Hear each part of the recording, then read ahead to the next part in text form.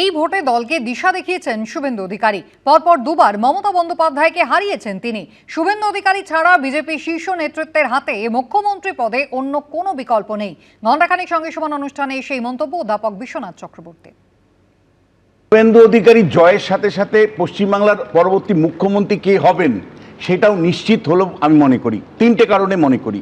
প্রথমত, হেমন্ত বিশ্ব শর্মার থেকে অনেক কঠিন লড়াই শুভেন্দুর কাছে ছিল, যেটা উনি করেছেন।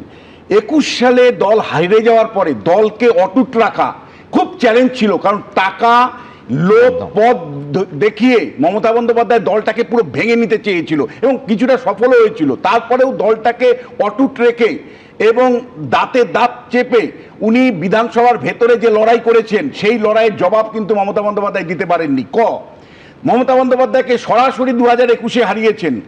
তারপরে সারা রাজ্য জুড়ে প্রচার, দলকে সংগত করা এবং কার্যত বলা যে আজকে যে হিন্দুত্বের বড় ভাবনা তৈরি করতে পেরেছেন শুভেন্দু অধিকারী, সেইটা কিন্তু গুরুত্বপূর্ণ ভূমিকা নিচ্ছেন। অর্থাৎ তিনি ডাইরেকশন দিয়েছেন দলকে যে পশ্চিমবাংলায় হিন্দুত্বের জায়গা, অনুপ্রবেশের ইস্যুটাকে আমাদের বড় করে তুলে আনতে হবে এবং সেটাই শেষ পর্যন্ত মেজর ইস্যু হিসাবে কিন্তু প্রতিষ্ঠা পেয়েছে। এবং ফাইনালি আবারও মমতা বন্দ্যোপাধ্যায়কে এবং এক্ষেত্রে অমিত শাহ, নরেন্দ্র মোদীরা তাকে বাজি রেখেছে। দ্বিতীয়বার বাজি রাখলো মমতা বন্দ্যোপাধ্যায়ের বিরুদ্ধে এবং সেখানেই সেই বাজিতেও জয়ী হলো।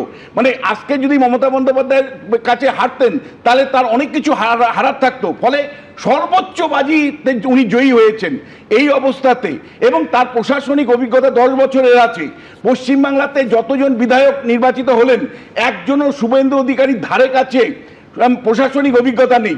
ফলে সেই দিক থেকে বিচার করলে নরেন্দ্র মোদী, অমিত শাহ দ্বিতীয় কোনো বিকল্পের জায়গা নেই, একেবারে সরাসরি শুভেন্দু অধিকারীকে মুখ্যমন্ত্রী পদে বসানো ছাড়া।